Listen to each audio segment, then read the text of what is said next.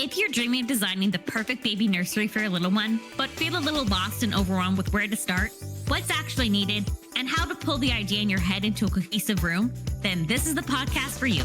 Welcome to How to Design Your Baby Nursery, a limited series podcast where we walk through the exact step-by-step process you need to move through to transform your Pinterest vision board into the perfect baby nursery reality.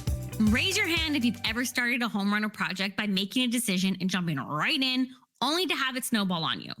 Yeah, I've been there too. In fact, I did it with my latest office upgrade. I was in a rush. I needed to get it done so I could shift focus to my nursery, and I didn't think about it as detailed as I normally would. And guess what? It went way over budget. And I don't want this to happen to you in your nursery space and journey for planning for a baby. Because if you're anything like me, you're already stressed about finances and the additional costs associated with all the baby things. Because babies are expensive. So what do we do instead? We create a budget, but I don't mean a meek budget with a few line items here and there. I mean a detailed budget.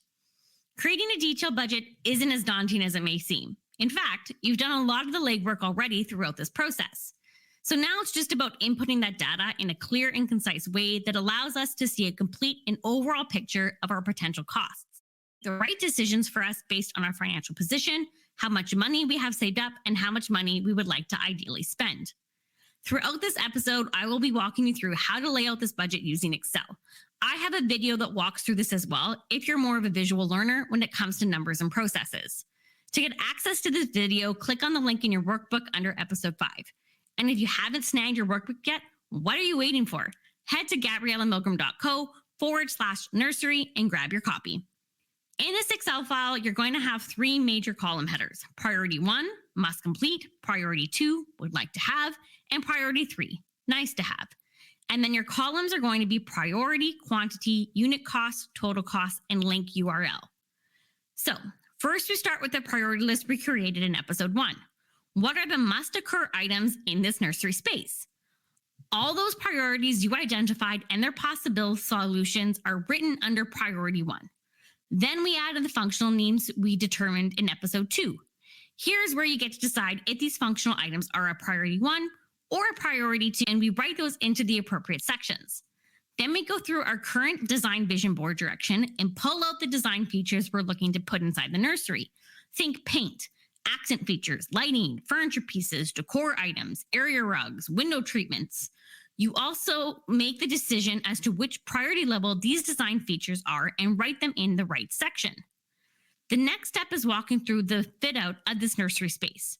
Are you doing any cosmetic upgrades in the room? Adding new baseboards, trim detailing, wallpaper, replacing carpet? If yes, write down the item into the appropriate section. Do you need to hire anybody to do any of the work in the nursery? An electrician to add outlets or change the light? Wallpaper installer? Flooring installer? Painter?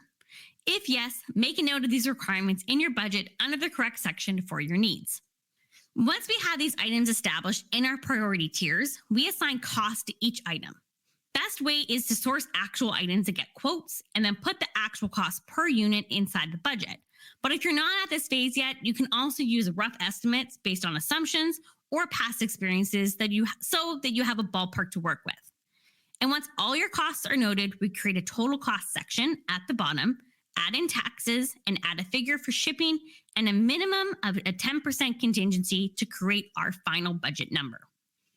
This is phase 1. Phase 2 is adding a second tier level to your budget that represents your baby registry must-have items. What is on that registry that if it doesn't get purchased as a gift is an essential item that you have to have on hand? List them out, their unit cost, and their total costs. The cost of these items becomes part of your budget because if all of the money you have saved up is $8,000 and you realize that your registry items are going to cost $4,000, that means you only have $4,000 to spend on the nursery and design build out. We then look back at the nursery fit out final budget and decide if that number works for us when we factor in the baby registry costs. And if it doesn't, we make decisions based on our priority list of what can be pinned to later and done when there are additional funds, and what items can be pulled off completely. We also take a look at our selections and maybe change the items we're considering to something that better aligns within our budget goals. Does that mean that your nursery can't be as dreamy and picturesque as the photos you see online? Hell no. It just means that the design solutions and aesthetics that you're going to choose are going to be different than what you may have originally thought, and that you may need to be a bit more creative in how you bring out your desired design aesthetic and direction. And if you have money to spare at the end because items were purchased off your registry, you can then make different purchases or add items to the nursery after the fact, which can easily do because you have your tiered priority list budget, which allows you to know what you would bring back in if money allowed. A budget is an ever-evolving beast. It starts off as one consideration, and as more information is added to it and the design developed, it is massaged to keep the numbers within the desired goal. But it's a very important piece to create sooner rather than later and created in tandem to the design process evolving, so that we don't buy pieces that we can't actually afford or fall too much in love with items that don't actually fit our budget. Thanks for listening. Make sure you grab your workbook for additional design prompts, questions, and video trainings. Head on over to GabriellaMilgrom.co/nursery to grab your copy. And be sure to follow me on Instagram at GabriellaMilgrom.co and tag me as you work through your own nursery design journey. Stay tuned for our next episode.